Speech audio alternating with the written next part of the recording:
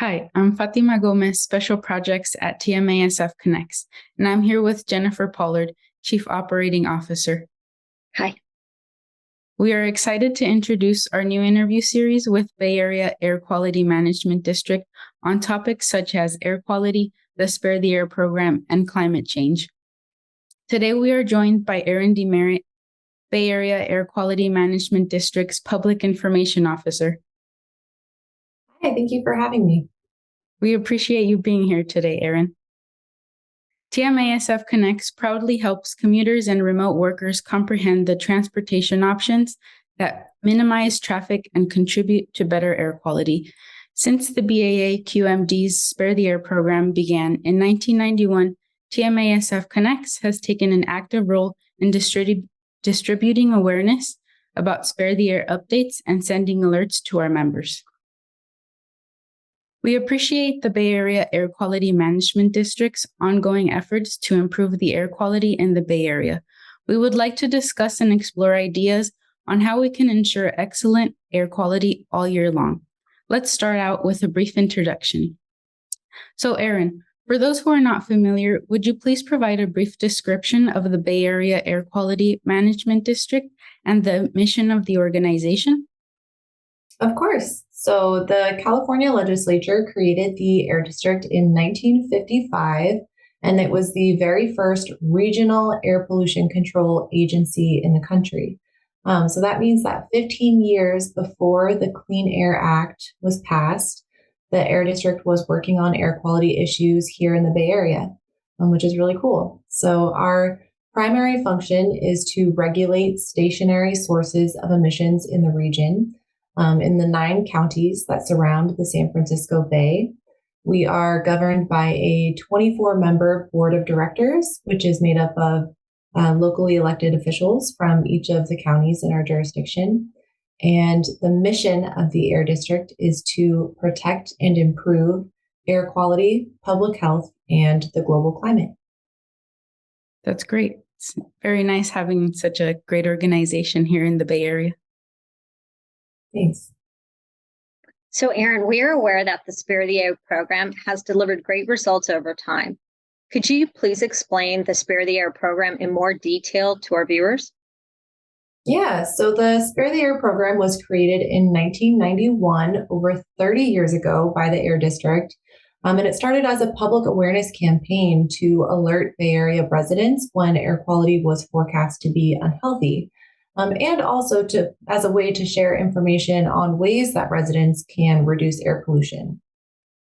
The Air District has a team of dedicated meteorologists that forecast air quality 365 days a year, and they predict unhealthy levels of air pollution days in advance.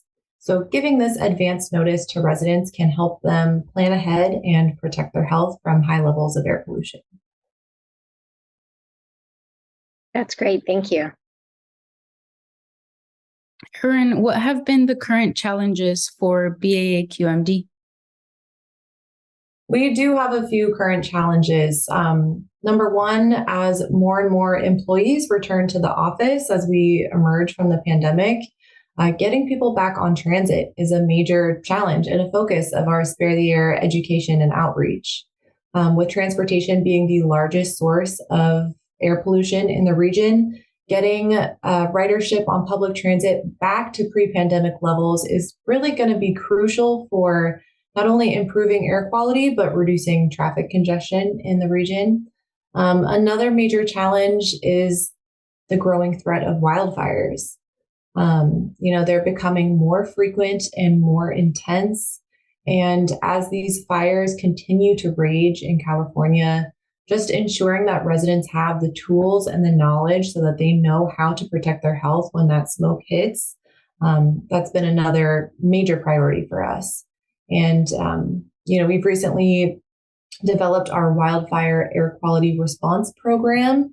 And that program works to not only prevent, but to prepare for and respond to future wildfires, as well as to make sure that health protective strategies are in place when wildfires are impacting us here. I'm sure the Air District will overcome these challenges.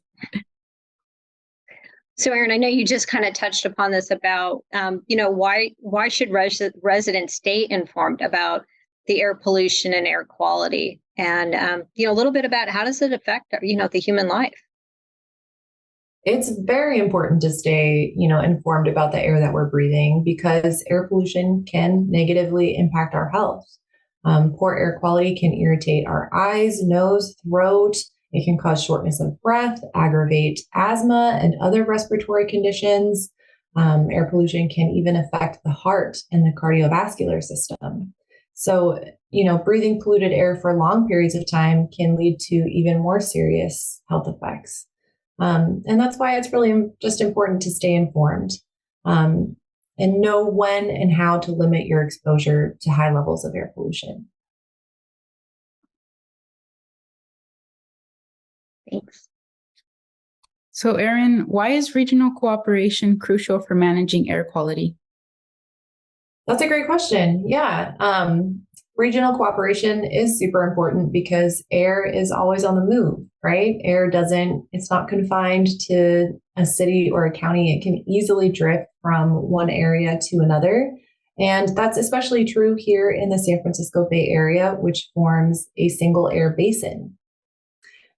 So emissions from one place may impact, somewhere very far away.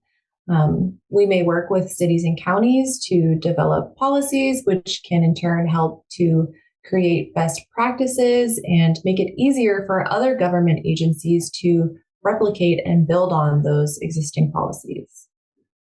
Yeah, thank you. Erin, does the Air District support any additional seasonal programs to enhance public health and air quality? So while the Spare the Air program is a year-round program, there are two main pollutants of concern in the Bay Area. And one of them is ozone in the summertime. The other one is particulate matter, which is more of an issue in the wintertime. For ozone season typically runs between April and October. And that's when warmer temperatures and longer days can cause smog pollution to build up to unhealthy levels. So our Spare the Air campaign educates residents on what they can do to first limit ozone pollution from forming, and second, how to protect their health when ozone levels are high. And then in the wintertime, from November through February, fine particle pollution can build to unhealthy levels, usually on very cold days with calm winds when we may have a temperature inversion. Trapping wood smoke near the ground level where people breathe. So on any day when that fine particle pollution is expected to build up to unhealthy levels, a Spare the Air alert and a burn ban is issued. Well, thank you. Well, Erin, thank you for reviewing in detail what the BAAQMD accomplishes and how we can keep our air quality clean. Thank you. We hope you found our videos helpful. Make sure to visit the Bay Area Air Quality Management District website at baaqmd.gov.